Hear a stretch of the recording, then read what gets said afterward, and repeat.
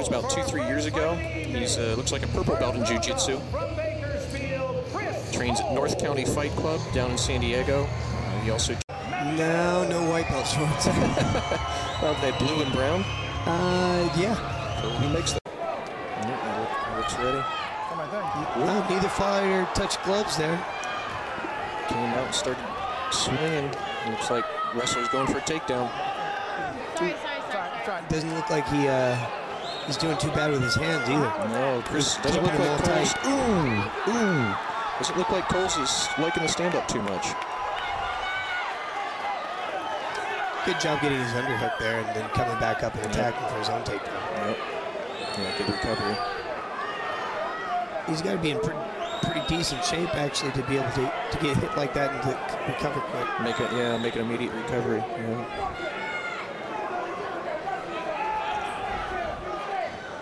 Each fighter's got an under. I think both fighters have an underhook. Now they need to use that to circle off the cage or to maintain cage control. I think if Kris would start using his legs to maybe hook like a single leg, inside trip. Try that judo stuff? Yeah, this stuff works. Yeah, against the cage for sure. I think that's a good breakup. Yeah.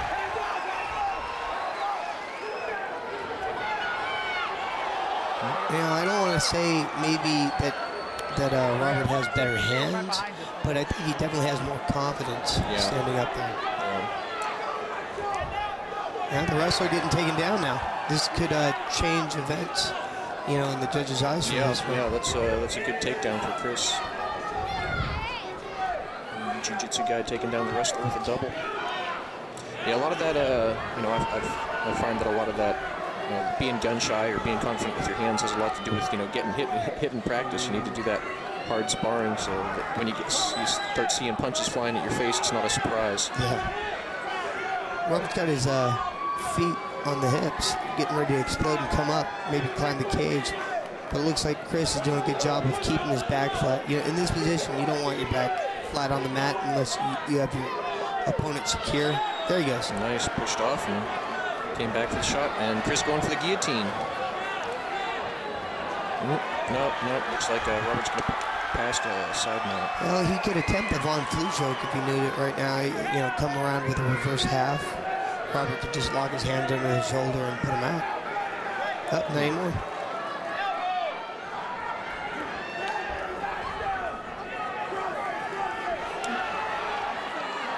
Doing a good job not staying flat and stationary. You don't want to sit there and be a target.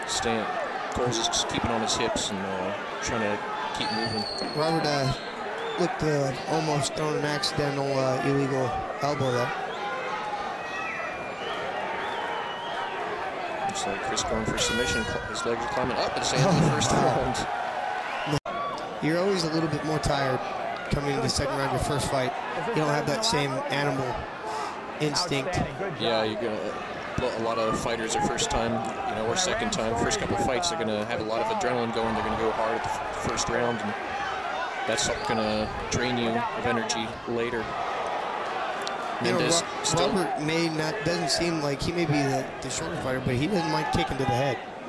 Yeah, he's more aggressive on the feet to start again. Kohls looking for that takedown, looking for the single. This is where Robert's wrestling comes in handy.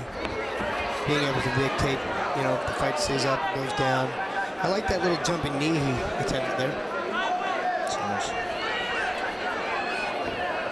Kohls very intent on getting that takedown. Just any way to get him to the ground already might have Mendez's back. Looking for the choke. He's got the over-under, but he didn't put his hook in. That might cost him. I think now he's attempting the hook, and he just doesn't have the same leverage as he could have if he would have threatened the leg first, then the choke, and then attack the leg again. Position before submission. Yeah, he's attempting a switch there, huh? Yep. And it looks like it paid off. Same concept, but he didn't put the arm in for the switch. Kohls, you know, pushing forward for that takedown. That takes a lot of energy. he doesn't look like he's slowing down appreciably. He seems like he's been staying in pretty good shape for this fight. I think he's just, you know, going against a little bit of a superior wrestler. Well, doesn't edema mean tissue? What tissue? Dead tissue? I don't know. Maybe it does. So he definitely doesn't look like a piece of dead tissue out there. He's definitely not a piece of dead tissue out there. Did I pronounce it correctly? Kawia? Whatever the meaning of the beautiful knee. Nice knee, yeah. But he answers right back. Right now, because of the aggression, I mean, they're both landing equal shots. Right now, I'm getting this round to Kris. Yeah, he's the one that's coming forward. Nice exchange right there. They're going for it. Both these fighters want the fight. Right on the button. Good timing there. Just not much of a follow-up. It looks like that he may be fatiguing a little bit. Well, he's pushing forward on his knees there. You don't want to be on your knees. Robert going for a head position. Now the knees here, they can knee the shoulder, the top of the shoulder, right? Yeah. Yep. Just not to the head on the ground. The thing is, a lot of the fans don't know that. You know, they forget. You hear them knee. I can't. Yeah. I want to. Yeah. Well, he's got the half guard. Yeah, you find in this sport rather than boxing, there's a lot more southpaw people. Yeah, This is a southpaw there.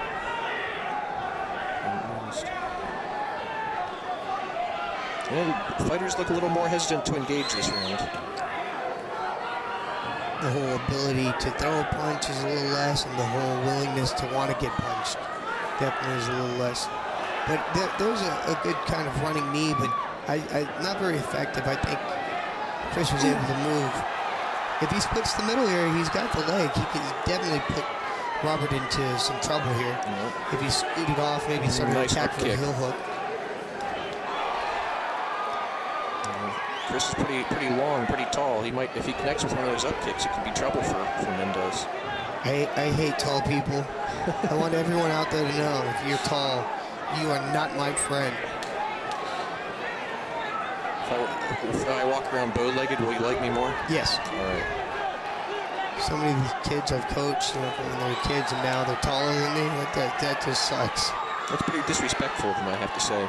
Oh, nice axe kick. But once again, he seems pretty careless with the legs. He's not worrying about his being. But then again, if you know, no one's attacking your legs for leg locks, you just don't know. No.